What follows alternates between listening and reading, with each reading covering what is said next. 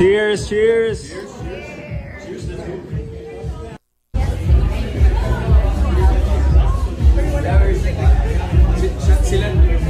Sila nagalaga.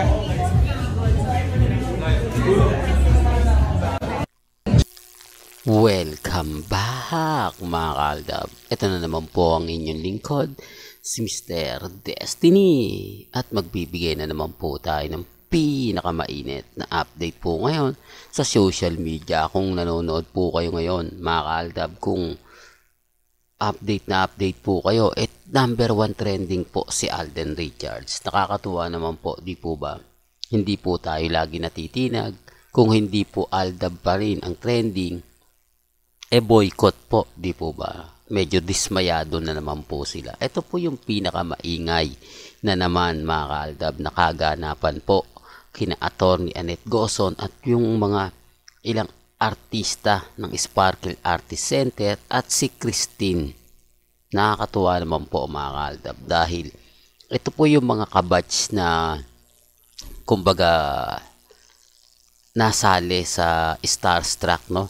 Mantalang si Alden hindi man lang nakuha, pero nasa kanya ngayon ang tugatog ng tagumpay.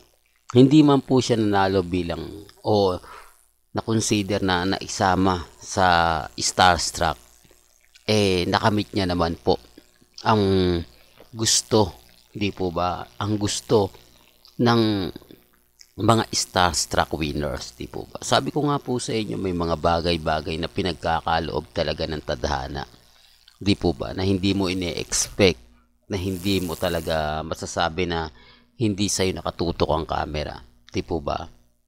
Well, naungusan naman po talaga si Alden ng mga panahon na yan.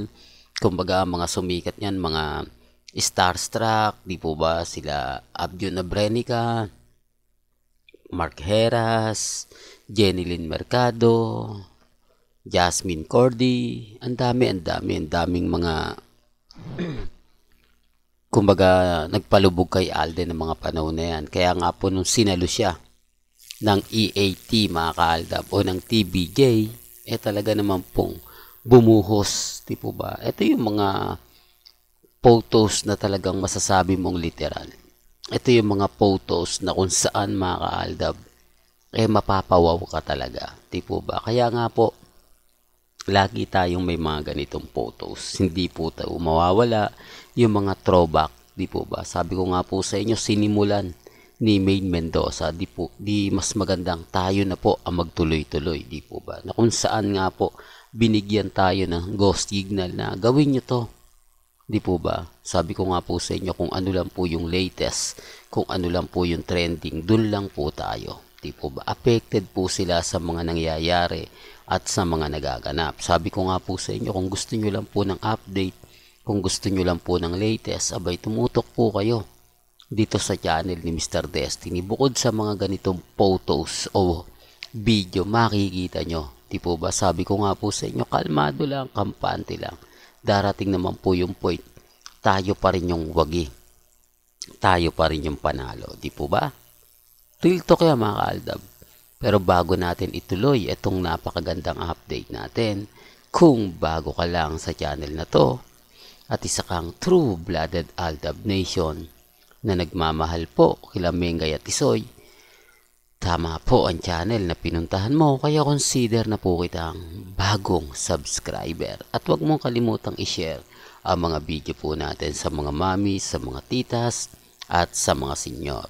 Remind ko lang po sa mga guilty sa photos na to. Marami po mga main fanatics ang makaka-relate nito. At siyempre yung Aldab Nation. Main fanatics kasi sila daw po yung nauna kaysa sa akin. Kung nauna po sila kaysa sa akin, alam po nila to. Di po ba? Ang mga photos po kasi nila Mengay at ni Alden, mas kumakalat, mas maganda, mas pinag-uusapan, mas masaya.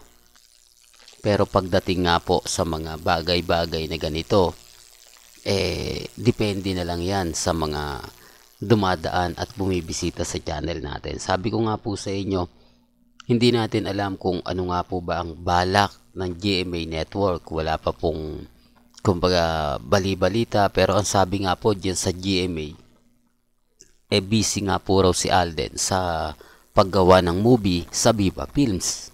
Hindi naman po lingid sa inyong kaalaman yan, di po ba? Sabi ko nga, punta lang po kayo sa channel ni Mr. Destiny. Kung ano po yung gusto nyo mapanood, mapakinggan, pupunta lang po kayo dito. 101% po tayo. Updated na updated, di po ba? Kaya yung mga nagsasabi, naku, fake news yan. Huwag po kayong maniniwala kasi lahat po ng mga in-update natin, lahat po ng mga sinabi natin, kitang-kita nyo naman po yung buo. Kitang-kita nyo naman po yung kaganapan. Di po ba? Kaya relax lang. Darating naman po yung point na panalo tayo. Darating naman po yung point, wagi tayo. Di po ba? Sa mga nagsasabi, nako, Mr. Destiny, wala ka namang wala ka namang ganito, wala ka namang ganon. Okay lang. Di po ba? Relax lang po kayo. Darating naman po yung point, mga kaaldab, tayo yung panalo, tayo yung wagi. Di po ba? Kaya nga po sinasabi ko to, para po sa kaalaman ng lahat, para lang po sa mga taong bumibisita at dumadaan sa channel natin. Di po ba, bagamat maraming nagsasabi, hindi, fake news ka, okay lang. Ang importante lang naman po dito, kung ano yung latest, kung ano yung trending, dun po tayo. Huwag po kayo maniniwala sa mga pahayag at sinasabi po nila. Nakakalungkot lang po kasi yung mga bali-balita na may ganito, may ganon. Di po ba? Ang importante lang naman po dito, maging updated po kayo. At dito po sa pangalawang picture ipapakita ko, alam ko may naalala si Alden. Eto po, ano nga po ba tinitignan dyan ni Alden Richards, yung tattoo sa likod? Di po ba? Na same din kay Maine Paul Carson. Akala ko nga po si Mengay yan eh. Kaya lang syempre hindi po pwede mapunta dyan si Mengay at magpapakita ng ganyan. Di po ba? Di pinagpiestahan po siya. Sabi ko nga po sa inyo, may mga bagay-bagay nga po na mahirap nga po talagang ipaliwanag. Pero nagpaparamdam naman po. Dito masaya na po tayo eh. Kasi kahit papano parang sinasabi ni Alden, tignan nyo yung tinitignan ko. Silipin nyo yung sinisilip ko. Di po ba? Sabi ko nga, nagsimula kay Mengay. Kumbaga parang sinasabi na nila, sundan nyo na to. Di po ba? Kami na yung nagbibigay ng paraan para wag po kayong bumitiw.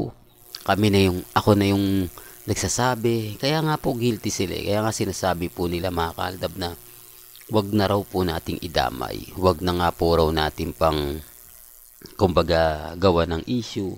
Masaya na nga po raw si Mengay sa buhay niya. Keso ganito, keso ganon. Okay lang naman po yun. Di po ba, sabi ko nga po sa inyo, kung ano lang yung latest, kung ano lang yung trending, dun lang po tayo. Huwag po kayong maniniwala basta-basta sa mga sinasabi ng iba at pinapaliwanag po ng iba. Ang sa akin lang po, kung ano yung latest, kung ano yung trending, doon lang po tayo. Di po ba? At huwag po kayong maniniwala sa mga mapapakinggan ninyo, mababasa ninyo, tapos wala naman pong ebidensya, wala naman pong resibo. Di po ba? Ganyan naman sila sa akin. Kaya nga po, ibinabalik ko lang yung pagiging mahusay po nila sa pagtatanong, sa pag-uusisa. Di pag binalik natin, syempre, maglalabas din po sila ng ebidensya, maglalabas din sila ng resibo. Sinasabi ko lang po ito para po sa kaalaman ng lahat. Sinasabi ko lang po ito para po sa mga mami, sa mga titas at sa mga senyor na hanggang ngayon nahihirapan po makipaglaban sa ALDAP o sa Armin at Maine Fanatics. Totoo naman po wag na po kayong makipagdikdikan pa kasi hindi naman tayo mananalo. Lahat po ng tamang sabihin natin sa mata po ng mga Armin at Maine Fanatics, mali po yun. Hindi daw yun tama. Di po ba? Kahit maglabas po ako ng napakaraming resibo at ebidensya, sasabihin lang nila na hindi yun totoo, na fake news daw po yun. Okay lang. Ang importante lang naman po, mga kaaldab, maging updated po kayo. Di po ba? Well, hanggang dito na lang po yung updates natin. Kaya kung gusto nyo pa po ng pinaka-latest at sariwang update, tumutok lang po kayo dito po sa channel ni Mr. Destiny para updated po kayo sa mga latest at sa mga bagong video po na ilalabas po natin maya-maya lang. Hanggang sa muli, salamat po sa panonood at pakikinig.